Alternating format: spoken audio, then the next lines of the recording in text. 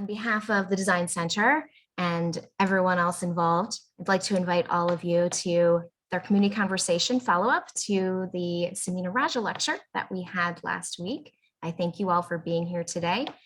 My name is Monika Reifenstein, and I am currently the Interim Executive Director of the CDCR.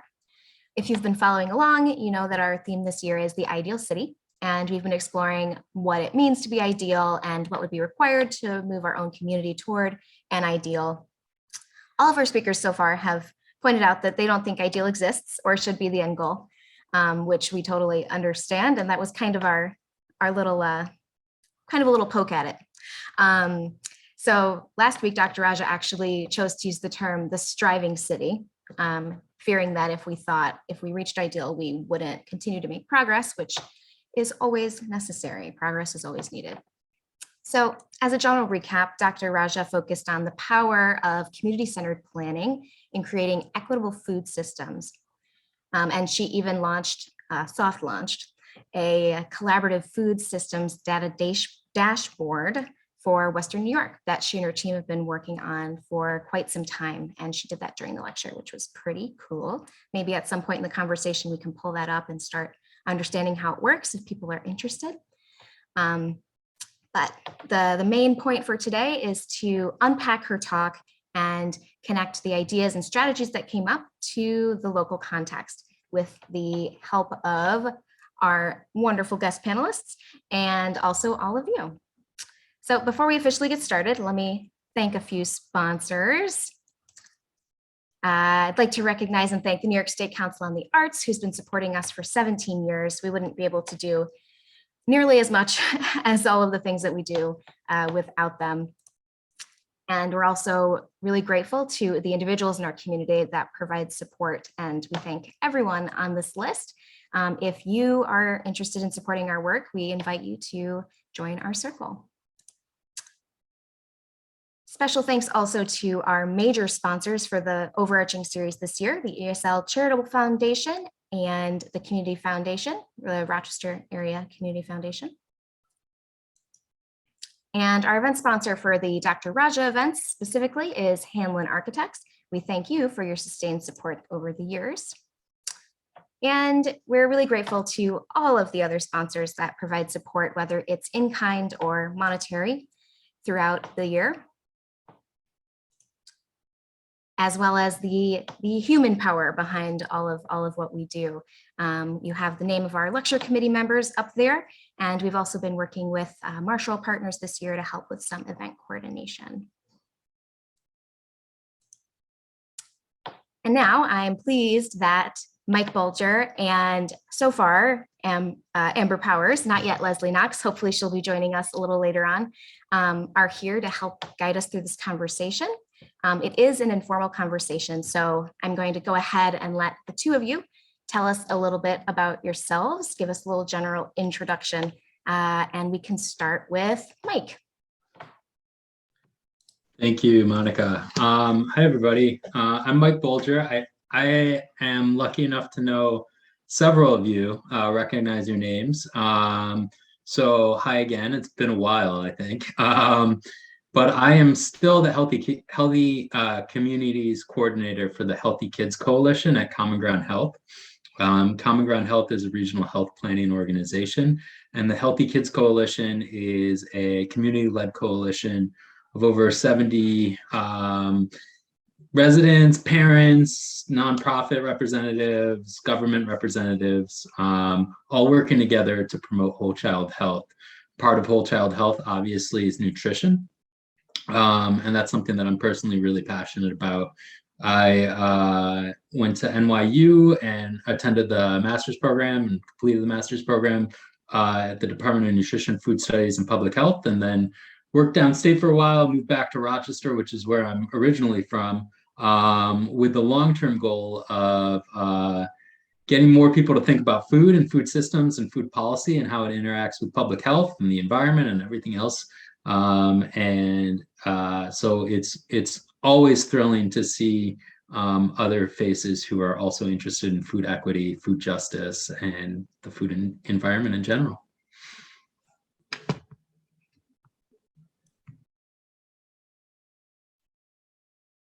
All right, and Leslie was able to join us. Yay!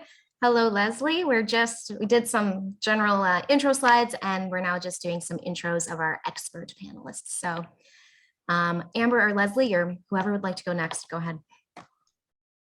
I call it. Hi, I'm Leslie Knox. I'm the board chair of Taproot Collective. We are a small urban farming focused not-for-profit with a proof of concept urban homestead right outside the public market in Rochester, New York. We work toward collaboration and information and community empowerment with youth employment. We are part of the solution, not necessarily the whole solution. And we are focused on making sure we work well with most people and agencies, most. I do believe that kind of encapsulates Taproot.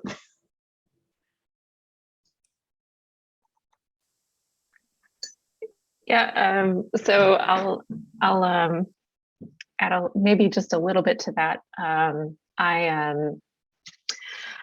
I started with Taproot right at the beginning, and so our organization is citywide and includes a variety of individuals with expertise in some aspect of growing or education related to that work. So we have K-12 educators who provide science and STEM-based instruction that is seated in the gardens. We do youth employment programming. And we're really looking for ways to both create sustainable long-term community assets that produce food in every neighborhood, but also make sure that those spaces are fully activated with programming. And so a lot of community gardens in Rochester are these very bootstrapped, very small scale spaces that are run by one or two neighbors. There are some large scale exceptions to that, which are usually supported by a large organization like FoodLink. But on the whole, most gardens are very small and are pretty under-resourced. So our focus is to support those groups and make sure that they have the expertise and the materials they need to really maximize production and make sure they're sticking around for the long term. As for me personally, I have kind of a zigzag pathway. I grew up in Maplewood in Rochester.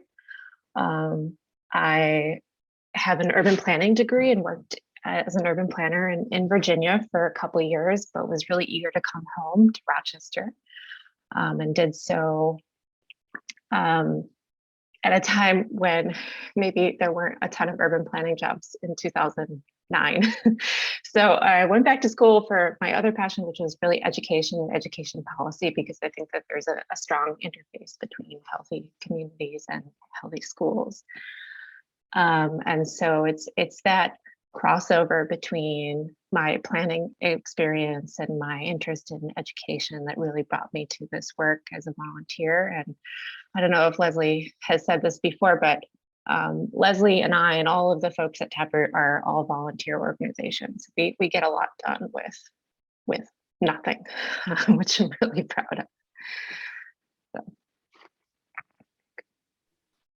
So I can add a bit to that, in that my path to Taproot was also, it was a wavy zigzag.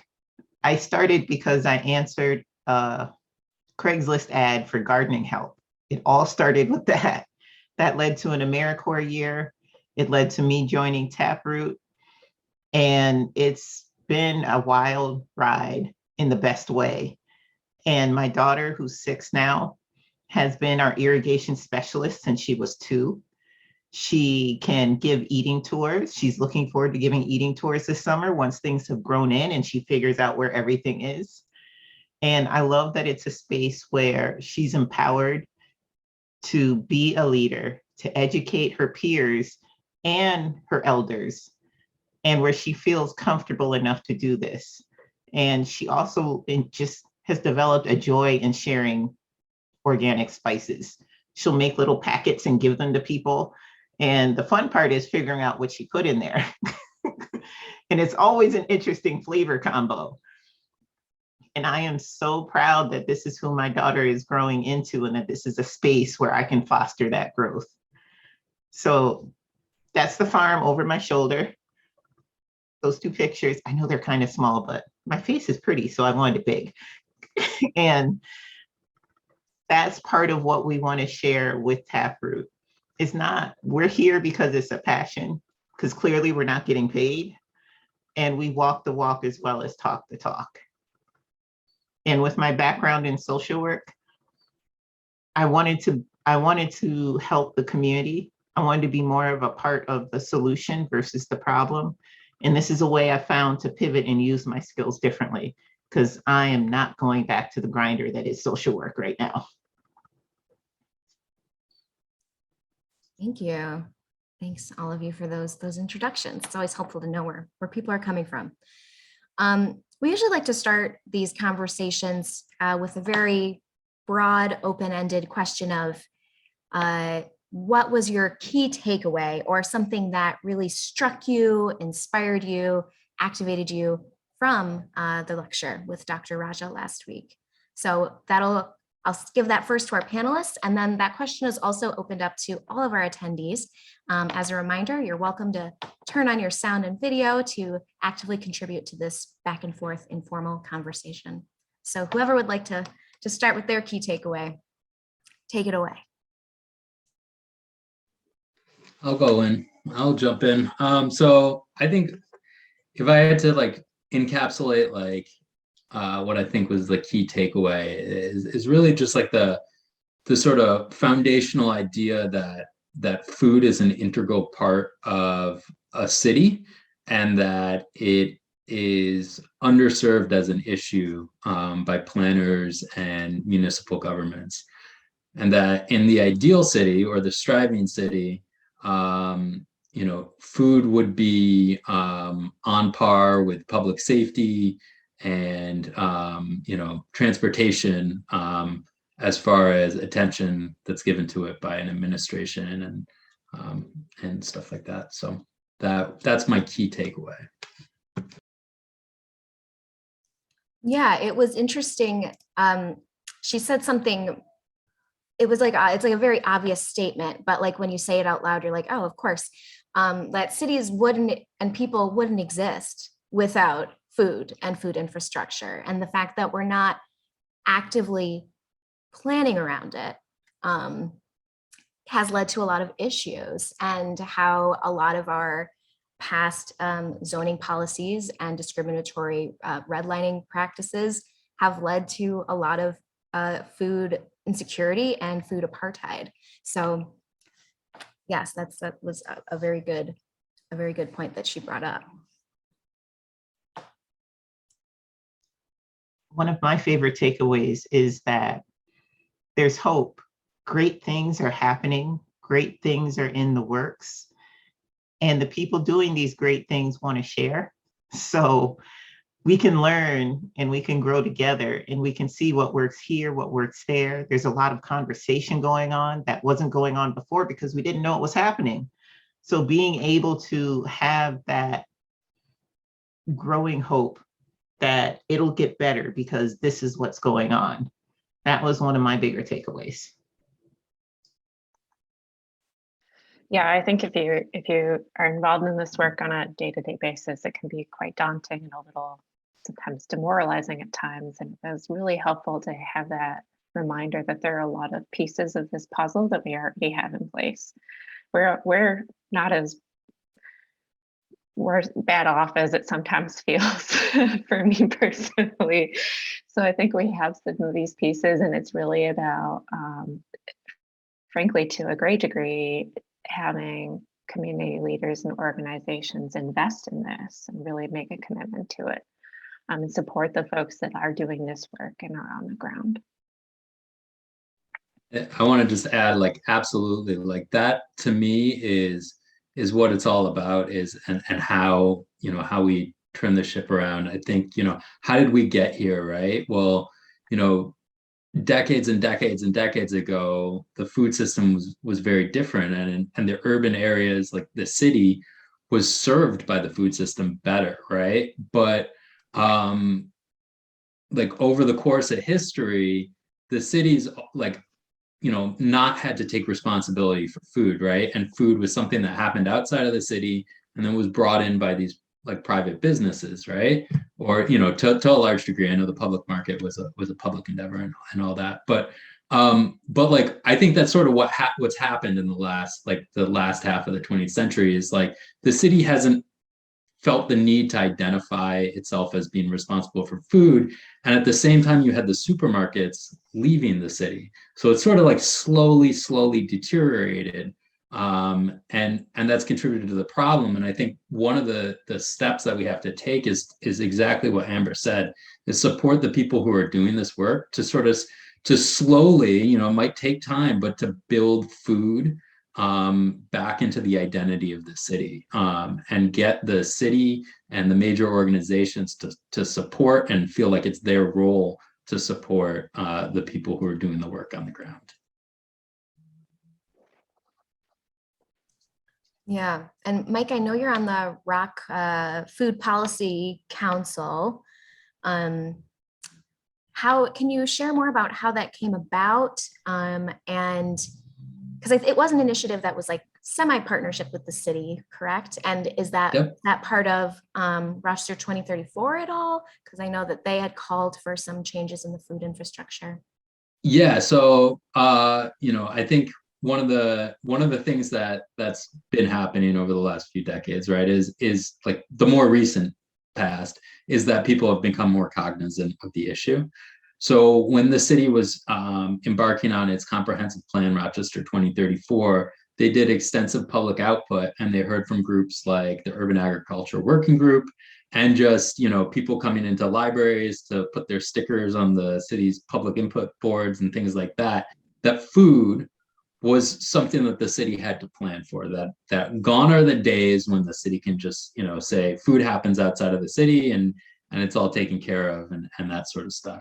So as part of the comprehensive plan, access to healthy food and urban agriculture are mentioned throughout, which is really awesome, and a testament to all the hard work of the planning department, and of the community in getting those points into the plan.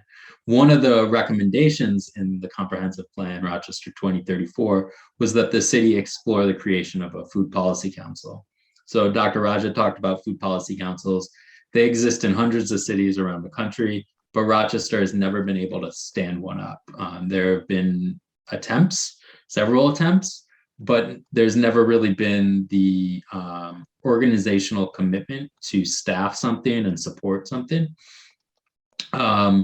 But you know, recognizing that it was in the comp plan, FoodLink and Common Ground Health, my organization, stepped up to say, you know, City of Rochester will partner with you on this.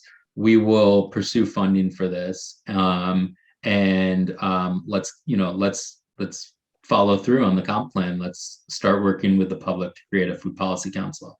So we applied for a Healthiest Cities and Counties Challenge grant that funded almost 2 years of planning and public engagement. We worked with national experts like Mark Winnie from Johns Hopkins University Center for a Livable Future. And we talked to hundreds and hundreds of people. I mean, I'm talking to many of the people who were part of all of our meetings, right? So some of you were part of this input process and part of this public process. And thankfully in May, last May, City Council voted to commit the city to being part of the Food Policy Council, and providing a staff member for it. And we are up and running. We have some great Food Policy Council members. I think one of the awesome things about our Food Policy Council is it's not all people who would normally find themselves to Dr. Raja's lecture, right? They did somehow through the process, but right now we're capacity building. It's a good mix of people. They're learning and really taking the time to get their feet underneath them and work with one another. And the city and FoodLink and Common Ground Health are supporting as well. And so I'm really, really hopeful that by the end of summer, we're able to re-engage you all in a more, sort of action-oriented way. We're going to create a little action plan, and hopefully, start convening some subcommittees and some meetings and stuff to think about what do we want to tackle, what's attainable now, and how can we put all this energy to use. We have an inside track to the decision makers at City Hall, so hopefully we can start leveraging that. Thanks for that little summary. Amber, did you have something? Oh, we're so happy that the Food Policy Council is back up and running, or not, is newly instituted. And so Taproot Collective, which is a collection of board members and core volunteers, 2 of our board members are on the Food Policy Council, and we're really excited to have a seat at that table, and eager to have policy directives that can inform the work that we hope to take action on as an organization in the next few years. And I think that has been a missing thing. We have the comprehensive plan with the City of Rochester, but it can sometimes be difficult to take that very broad policy document and turn it into action. And so the Food Policy Council is filling that hole, that gap, to really take us to the point of action and make sure we're all on the same page as a community, and that we have the City of Rochester's hopefully support in taking that work into action. Indeed. Implementation is always the piece. Any of our attendees, do you have key takeaways you'd like to share, or questions for our panelists that you've been thinking about food in Rochester and how to improve our infrastructure related to the lecture, etc.? Hi, Jane.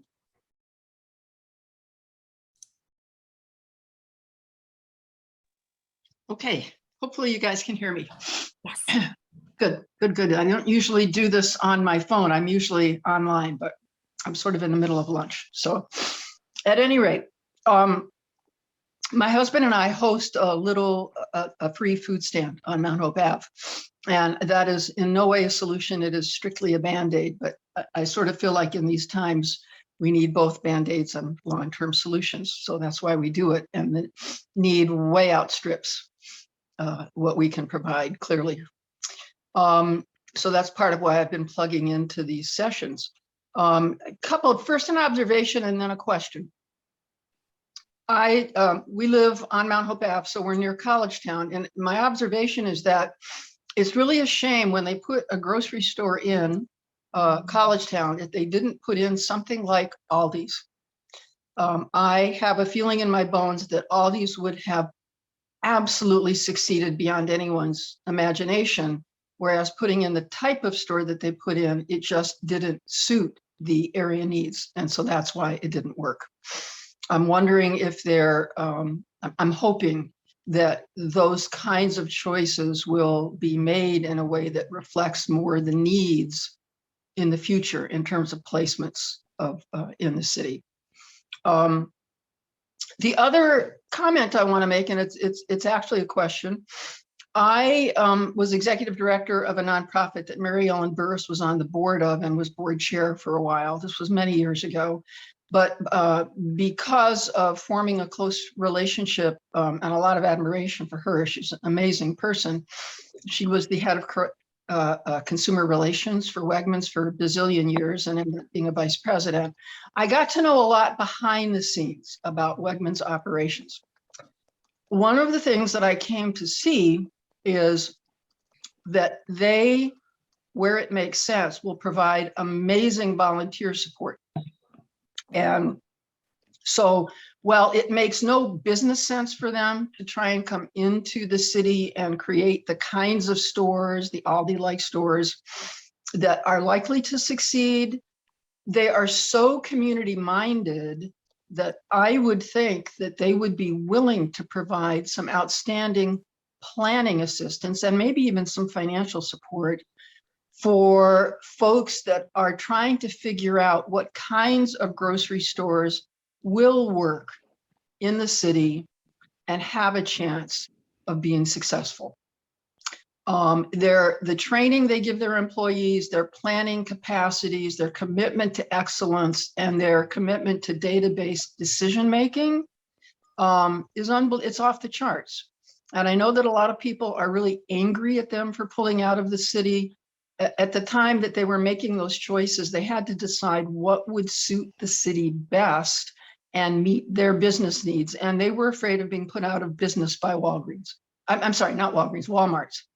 And so they were having to make some smart choices for them that didn't end up getting them gobbled up. And so their choices were to pour money into the Wegmans Work Scholarship Program and to bring young people from the city, most of them people of color, into that program, give them excellent training, employ them, get other companies to employ them. And they have committed billions, probably by now, of dollars to doing that. So that was their business choice, but I think they still care about the city and they still care about what happens to city residents.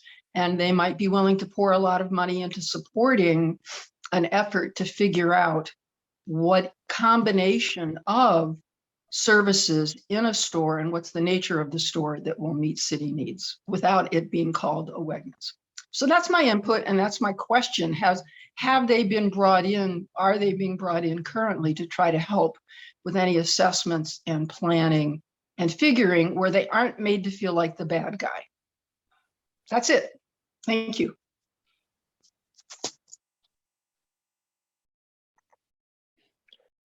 Jane, I don't know. Not that I'm aware of. Mike, do you know? I will. I'll start by saying, in Rochester, I haven't had a public conversation about food policy and the food system without somebody responding that Wegmans should open up a store in the city, and somebody else adding that Wegmans is, the evil empire for abandoning the city. And I think that, it's something that we have to acknowledge, and that, it's a conversation that Wegmans really needs to engage in publicly, because the conversation's happening without them. That being said, I agree with Jane that Wegmans does a lot, and a lot of the times it doesn't get publicized. They have put themselves out there as a resource for the Rochester City School District for their food service operation, and have made repeated attempts to try to leverage their expertise to assist RCSD food service. And the other conversation that always happens when we talk about local food systems is school food. So I think that, Wegmans does, they have, global, leading global expertise on supply chains and, food preparation on a larger scale, and, and that sort of expertise, and of course, food retail. Now, I would take it a step further, and this is just me talking. So I'd love for people to disagree so we could have a conversation and get into some of the details. But I don't think I have opinions too, and I'm really excited to hear your opinions. Okay, well, I don't think that the solution is a supermarket in every quad. Maybe long term that would be great, but I think that the more immediate opportunity is exploring some smaller footprint but still full line grocery stores. So maybe a little bit more like an Aldi's or a Trader Joe's, in that they don't carry 100 different brands of everything. They have a more limited selection, but they still carry all your staples and healthy staples. And that certainly could be something that both the city could provide incentives or even requirements of new retail establishments as far as like stocking a minimum level of groceries.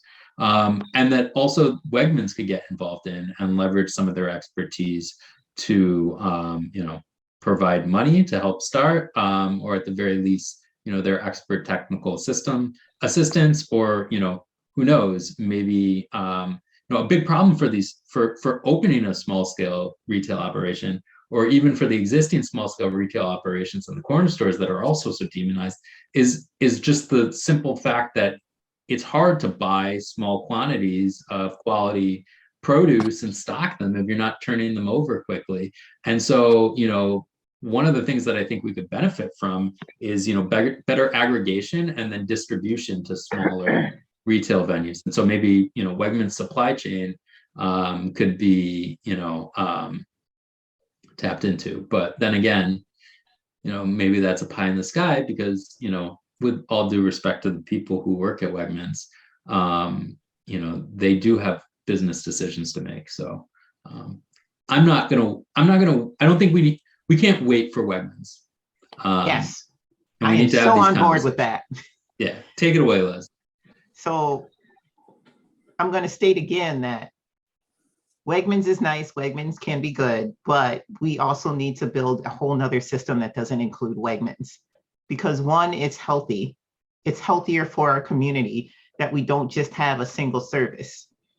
And two, quite honestly, if Wegmans was going to do something, they would have done it by now. And since they hear this conversation, they've heard these things before and nothing is happening, I'm not at the point where I'm really willing to wait for broken systems to mend themselves. I also say this as an RCSD parent, and just that frustration with waiting for the system to fix itself, it's just not going to happen. I need change. Let's build a complementary and parallel system so that we have backup if something happens. And we also know that COVID taught us something can happen. And then what happens? As far as what else we can do, in Buffalo, they have a healthy corner store initiative. And I'm planning on that being my mini project for next winter, where we have a deeper conversation with more information about what is the Healthy Corner Store Initiative? How is it working in Buffalo? I heard it's being used in other cities around the country.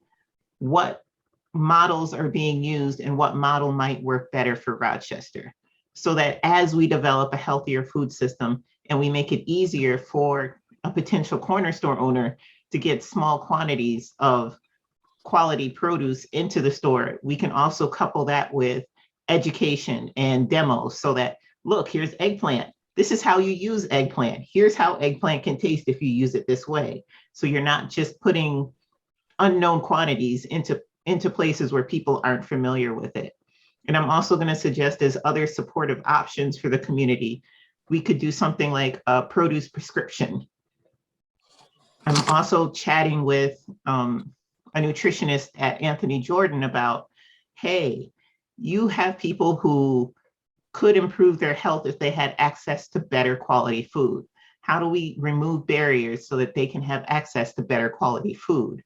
Part of that could be, I have other hats I wear. I'm also president of Friends of the Public Market. So from the public market perspective, part of that could be, could you get a market gift token? And just be like, hey, here's this gift token.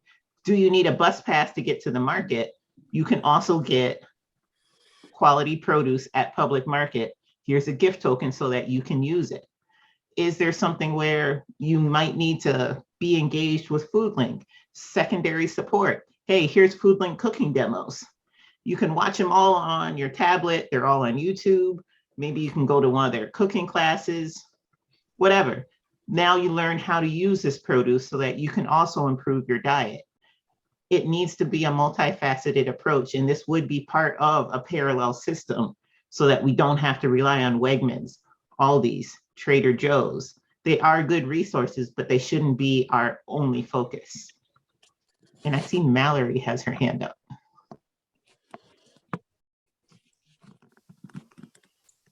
I'm really happy to be here. My name is Mallory Hall, and I'm the new urban garden specialist with Cornell Cooperative Extension and Harvest New York. So I don't have a question, but I do have a little bit of input, and I'm happy to see some names that I maybe don't know personally, but I do recognize. So please bear with me. This is only my third week. So I'm still kind of getting to know Rochester. I live in Buffalo, but I'm doing this work in both Buffalo and Rochester. And a little bit about my background. So I'm coming off of almost 7 years as a SNAP Ed nutrition educator. So I can speak a little bit to the Healthy Corner Store initiative that's, having some success here in Buffalo.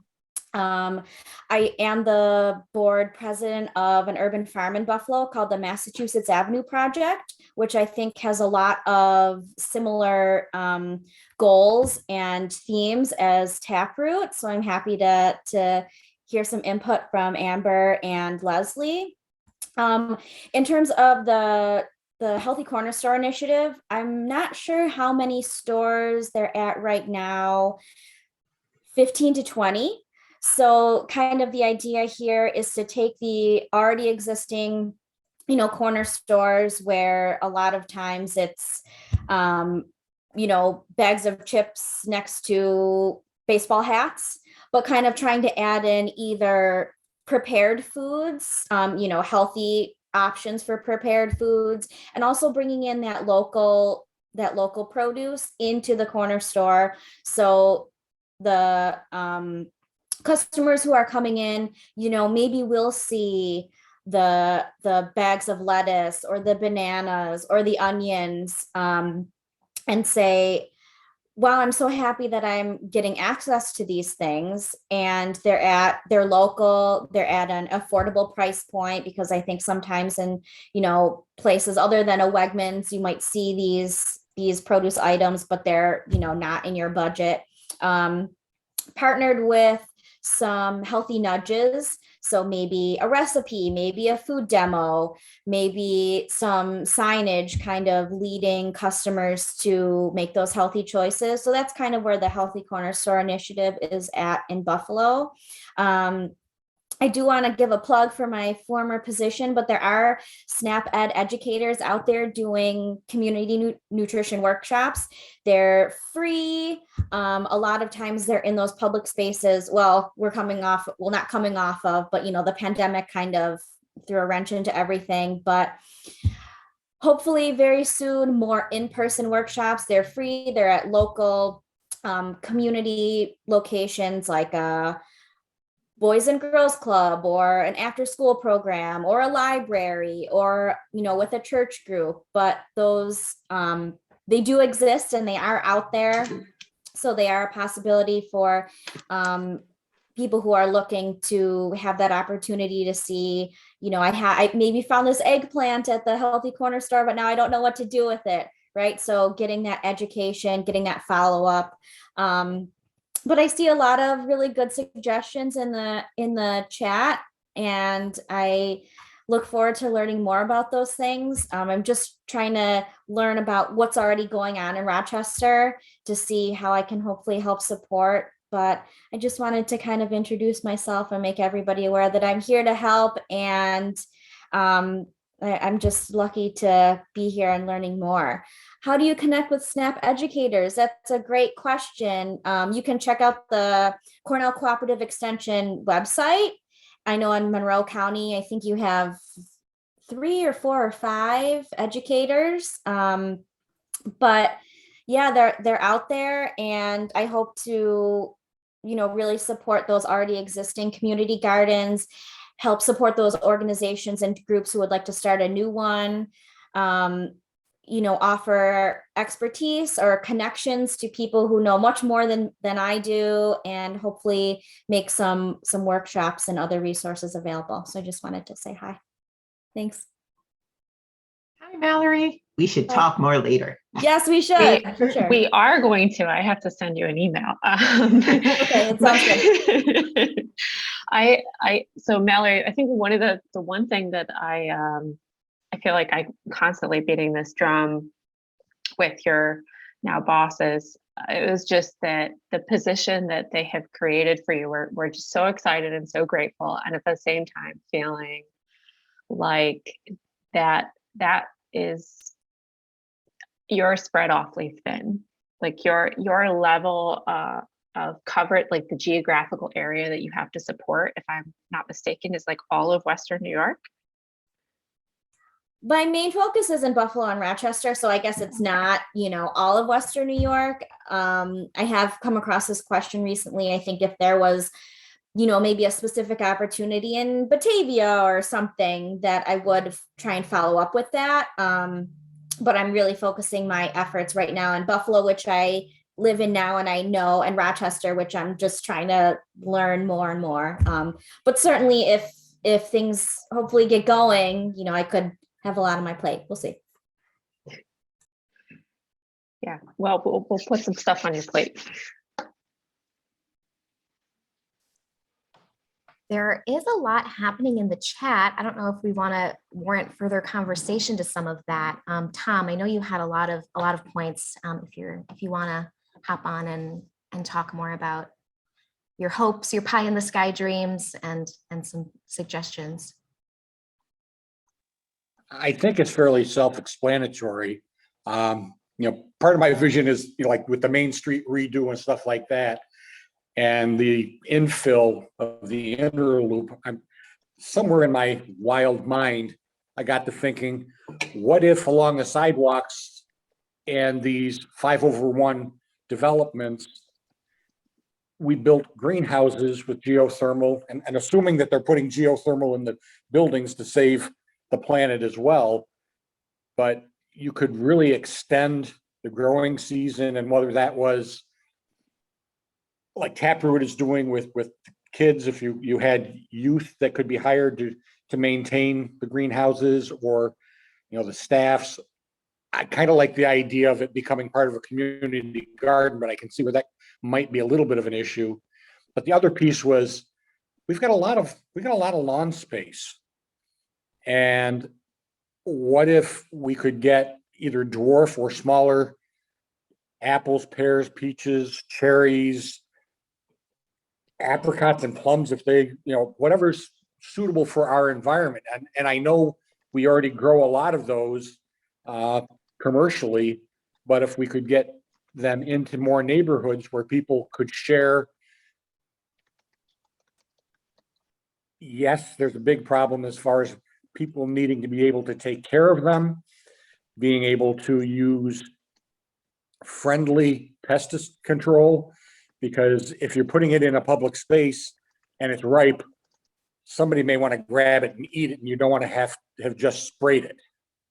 So I'm cognizant of some of the downsides to overcome, but I throw it out because I know we are trying to, tree the verge, but what about treeing a little bit more of the yards that don't necessarily have any trees? Yeah, so I'd like to offer a little bit of thoughts there. I think the need for greenhouses is real. The season extension need in Rochester is just obvious. But you're right that there are a lot of requirements in terms of labor and expertise to really use those spaces effectively. And I'm not sure we have quite figured out what that system and structure looks like locally. And we have a lot of underused greenhouse space in the city of Rochester already. And my guess is that it's probably because it's not quite at the right scale and it's not really set up to be sustainably operated, maybe in part because it's not geothermal, and that's something I'd like to look at. But it does need more study. So I think before we jump into a big development project to do a larger scale project, such as the one that Cleveland took on a few years ago, I think we just need to take a better and closer look at that and what it looks like within our larger food system. Hopefully some of the food policy work will help with that as well. And I can talk about some of the initiatives that are ongoing and in early stages across the city that would support this type of growth and evolution. I know the Rochester City School District is in the early stages of working on a student-supported plan to at least support growing space on our CSD property. And I also know that the Science Museum is in the early stages of working on getting a public garden together so that nutrition education, nature education, ecosystem education, water education, all of this can also happen on site at the museum, and there's another outdoor space for learning. So as these things evolve and grow, yes, we can build toward these other things. Because if the RCSD gets a system going where there's youth employment for garden maintenance year round and education and garden extension over the winter, that's building the pool of students who could then maintain the fruit trees that could be planted around town. That's the pool of residents who could then be tapped when we're doing youth education, summer of opportunity. We need supervisors. We need help with like garden managers. So there are in their infancy steps toward this. But again, I'm trying really hard to be an optimist these days. And there's hope that we are moving forward. And it's just not obvious yet because the seeds are just starting to sprout. So we're trying to nurture them before we expose them to too much glare of public scrutiny. Yeah, and we live in a city where these things have been attempted so many times. This is not anybody's first attempt at any of this stuff. And I frequently hear talk about orchards and community gardens being this really important asset, and I really believe that they are. I do a lot of work for free on that belief, but I also think that it's important to consider the logistics of how you maintain those spaces in the long term and really get that food to where it needs to be. The harvesting, processing, and transport of that work, even within tiny local systems, is a major task. And we've already touched on that here in this conversation about Wegmans and what they could maybe bring to bear. But that's not a small problem. And in fact, I would suggest it's the biggest. I know how to plant trees. We know how to write grants to have people plant trees and maintain them.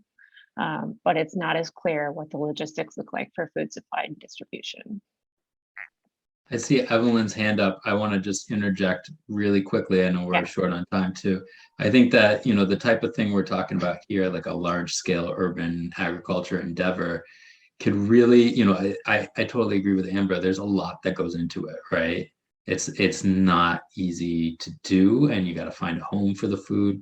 And that's where I think that like the cross sector sort of collaboration and trying to leverage the different needs that we have, like our needs can actually be our asset, right? So we want better school food. We need cheaper, like less expensive food. If we could, somehow involve, we want to train workforce. If we could, get kids or formerly incarcerated individuals, job and professional development opportunities, working on a farm that feeds into the school system, low cost or at cost, fruits and vegetables, and we leverage the nonprofit and foundation sector to, provide funding for that type of thing in the city to support it as well.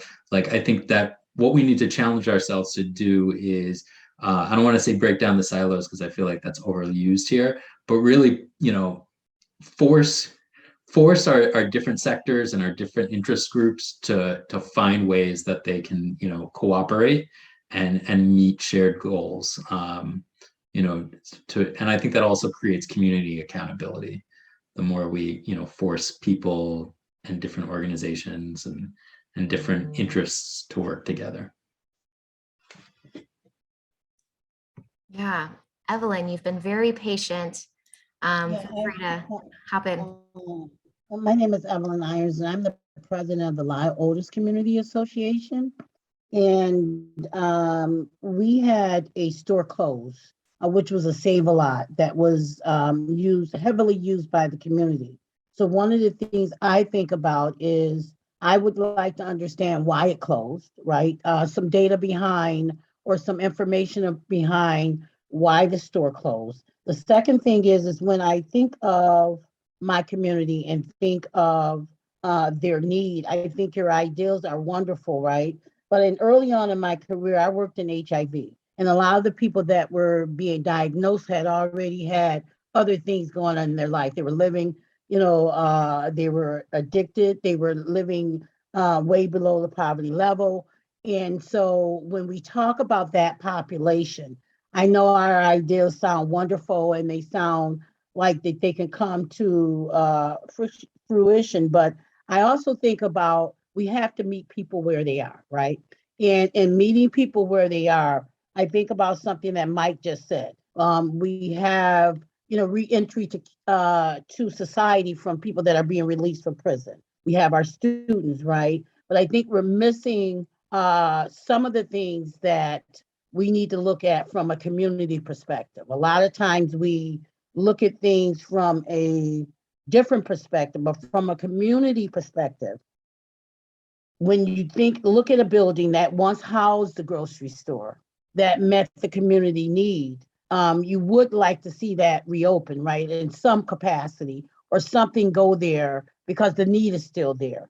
If you use some of the opportunities and some of the suggestions and recommendations you guys talked about, if you build on that in conjunction with having the store available. So I don't want to give up on having a store back in my community. So first of all, I want to find out why it closed. Data is really important. Second of all, I want to take some of your ideas, but at the same time, I want that opportunity to be there because it's in walking distance for a lot of people that live in this community. So when you think about, some of our big stores, our Wegmans and our Tops, and I did come on in time enough to hear the woman talk about that. I also want you to think about meeting the community where they are, right? In that, an eggplant demo might not work in our community, right? It might be better if we start to really look at the need of the community in conjunction with giving them healthy choices. Because I don't think the community that I live in is going to dislike an eggplant demo, but I don't think they're going to wave flags and say, do it again and again and again. So, there's some cultural aspects, there is some poverty aspects, there is some things that needs to be considered across the board to see something like an empty grocery store lot reopen, because it's not a big, it's not a big store, it's not one of the larger stores. So it was a mid-sized store. And we'd really like to see ideas about getting that reopened or getting something close to that reopened for our community.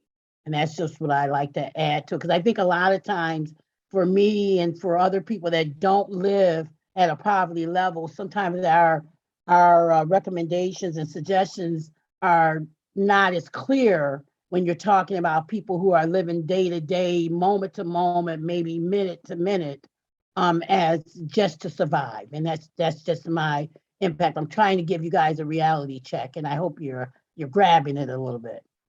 Absolutely. I think, one of the things that we try to do at Common Ground Health is make sure that when we're devising, policy solutions and really doing the work, that we are,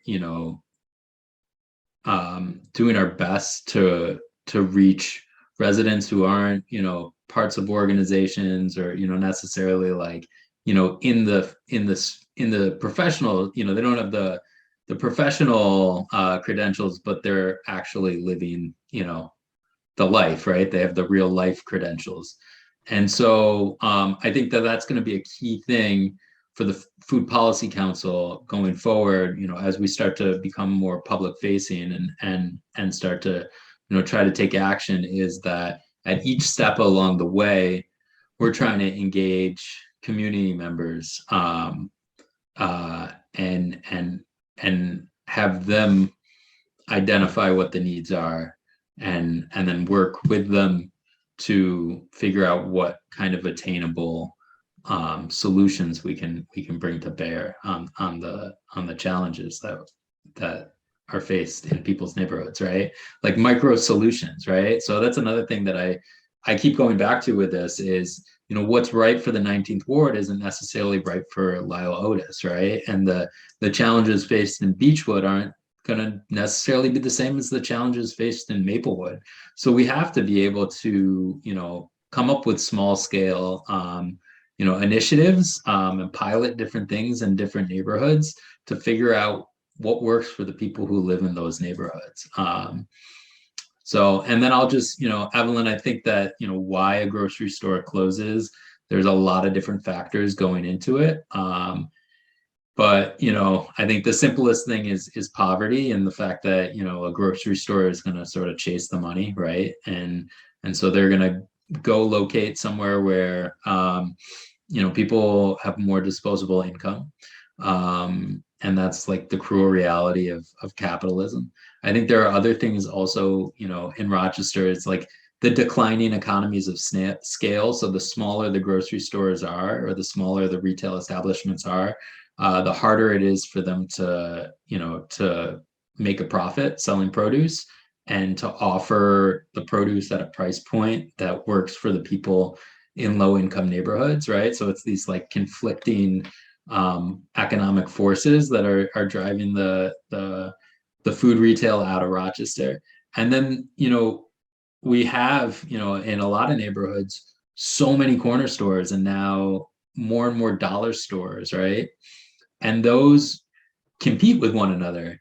And if the dollar store has the toilet paper and the dishwasher, the soap for washing dishes and and diapers, or, and the bodega does too, and they're not worried about stocking and risking money on shelf-stable produce, they're going to offer those things for sale, convenient, maybe closer than another store, right? So if you're the one store trying to be a real grocer, what you're doing is you're taking all the risk by stocking the perishable products, and you're watching, your business for the diapers and the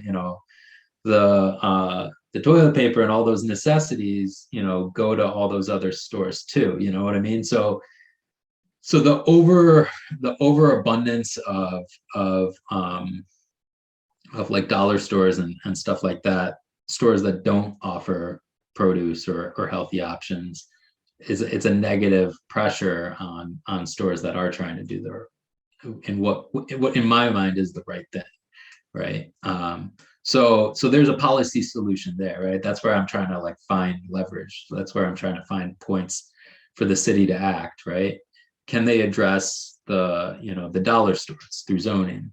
Can, obviously, like, people in these neighborhoods need these things, right? People all over the city need these things.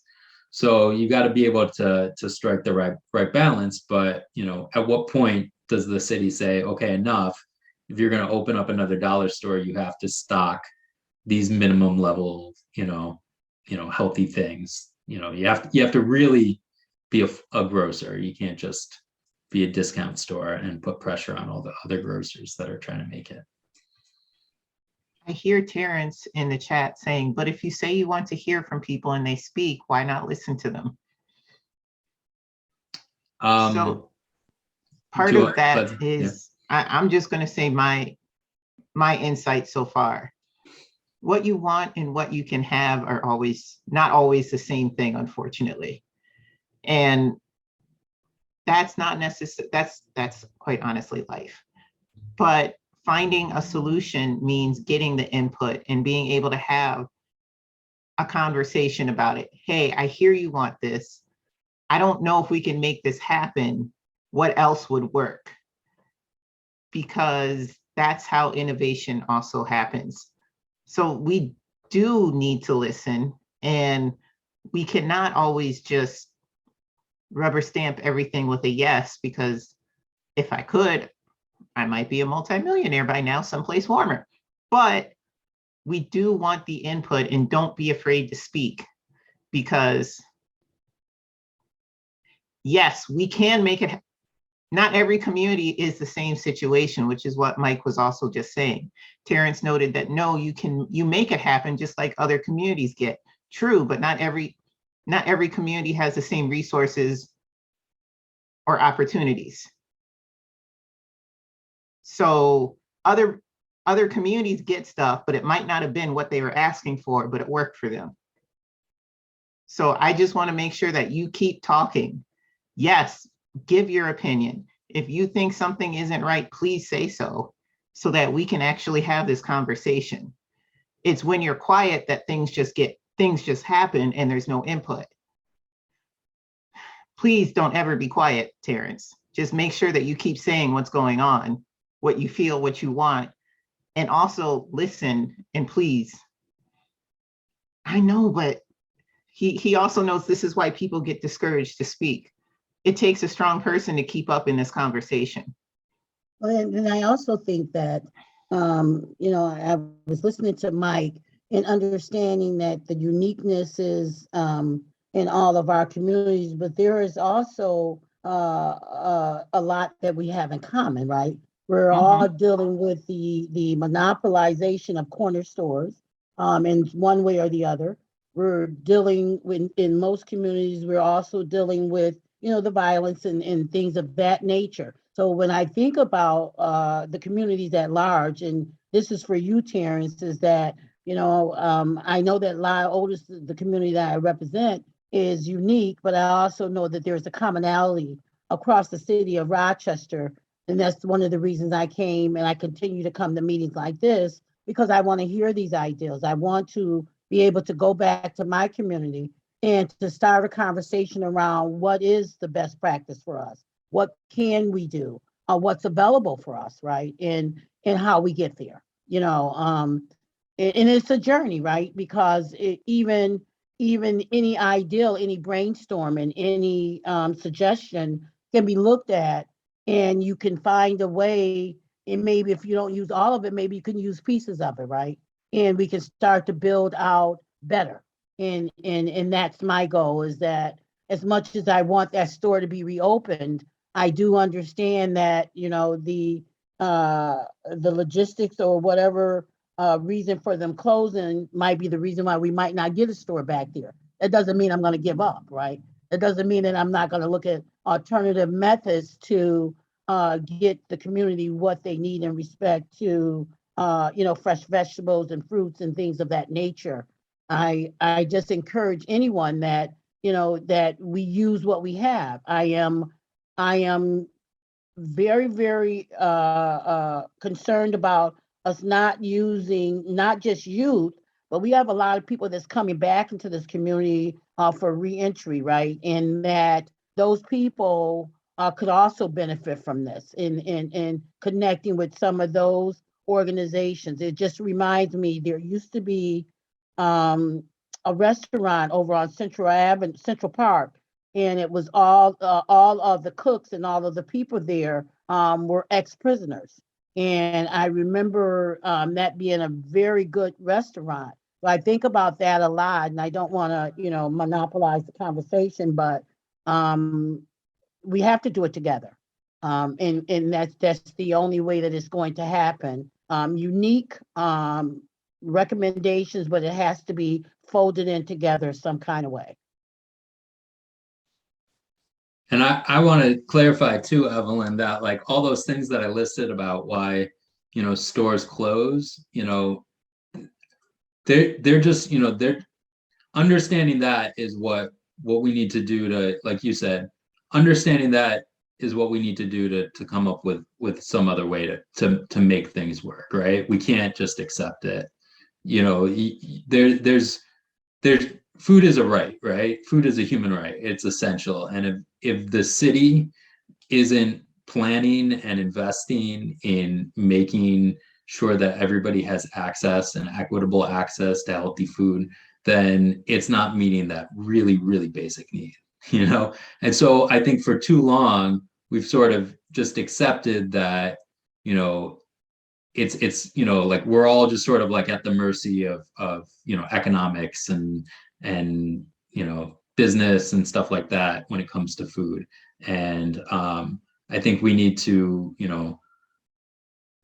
when people complain about what's going on in their neighborhood or in their school when it comes to food, it shouldn't just, it's not just a complaint, right? It's a demand.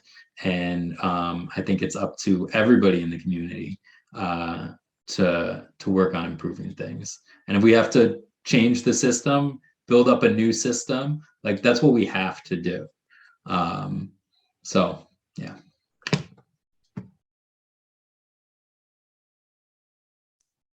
Leslie, did you have something before that you wanted to say? I just wanted to highlight Terrence's most recent comment. The the most successful communities make things or their needs and wants happen, not accept whatever is given to them. True, that's what this process is. You got to make things happen, and you don't have to just accept. That's what your voice is for. Yes, it is a matter of voice and who speaks for who, says Terrence. That's very true, which is why we need more people in these conversations, which is why these conversations happen. And I'm glad that you have capacity and voice to be here and speak and let your opinion be heard, because it enriches the conversation and makes it more fruitful. Not everyone has that. And that's also one of the things we reach for. That's why there's so much community engagement. We want to hear from people, but not everyone can be reached. Not everyone has the voice, but we do want to hear. So Terrence, keep talking. Always say, this is how things change. We need like 10 more of you in lots of different places so that we can make things happen more efficiently, more effectively, with better insight. I'm just one of the voices. Heaven forbid I should be the only one. But if you want to find me later, come talk to me and I'll tell you places you can be and talk about this and have an impact, and it's not an echo chamber. Yeah, thank you all. I know we're over time, but I do want to do a final call for additional comments, give some space for reactions and additional thoughts before I officially wrap it up.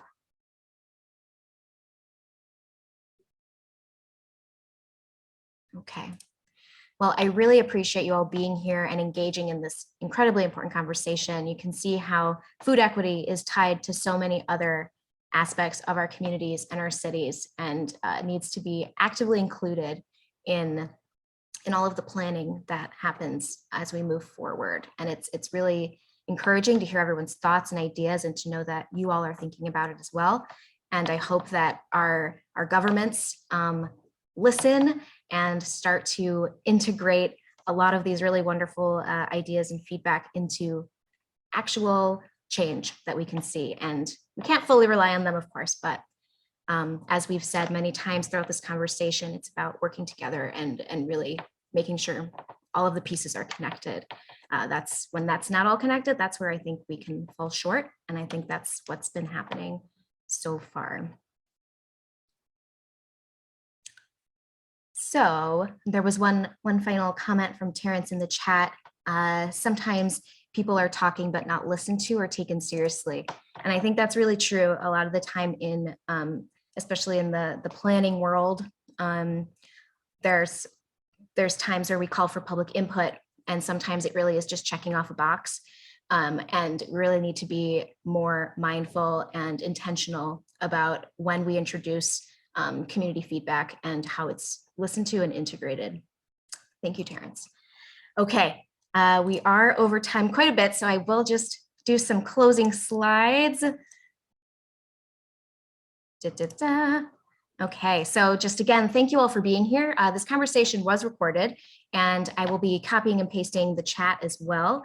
So I'll send a recording to everyone who was registered and a copy of that chat. Just so you know, the next lecture coming up in our overarching series is going to be on decarbonizing cities. And that's going to be coming from some planners at the city of Ithaca. We're not sure if that's going to be possibly an in-person or hybrid event. It's at the end of this month. We'll keep you posted on it, but registration is currently open. If not in person, it will be virtual on Zoom, as our other lectures have been this year. We hope that you can join us. And there will be a survey distributed as well in the follow-up email, and we'd be happy to get more of your feedback there on the program and about the content as well today.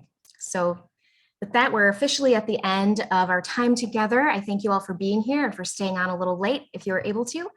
And thank you, panelists. Thank you to Amber, who had to leave, and to Mike and Leslie. Really appreciate your expertise and your time, and really look forward to continuing this conversation. And giant thank you to, again, everyone who's here. Thank you all, and feel free to reach out to me, and I can connect you with some of our panelists if you want to engage in some further conversation. All right. Thank you. Thank you very much. Thank you all. All right. Have a good rest of your day.